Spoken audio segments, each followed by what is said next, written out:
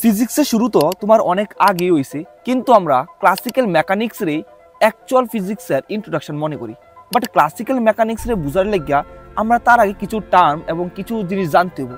Like প্রথমে হইল গিয়া তোমার, আমি যদি এখানে একটা বিন্দু, লাইক এটা একটা পয়েন্ট, এবং এই পয়েন্ট থেকে আমি এদিকে এলাম, এবং দেন আমি এখান থেকে এখানে আবার গেছি, দেন আমি এখানে এসে আমার এটা হলো গিয়া শেষ, মানে এন্ডিং পয়েন্ট, মানে আমি এতটুকু আইছি। তো এখান থেকে এই যে পুরো একটা রাস্তা, এই রাস্তাটার কি বলা হয়? এই রাস্তাটার বলা হয় তোমার ডিস্টেন্স। আমাদের যে রোডগুলি এগুলি তো তোমার কার্ভ হয়, মানে ডাইরেক্ট স্ট্রেট লাইন হয় না।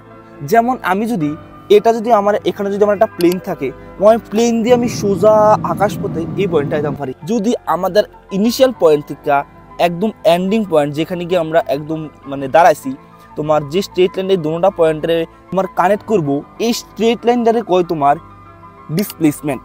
আশা করি তোমাদের ডিসপ্লেসমেন্ট আর ডিস্টেন্সের মধ্যে ডিফারেন্সটা কিটা এটা তোমাদের ক্লিয়ার হয়ে গেছে।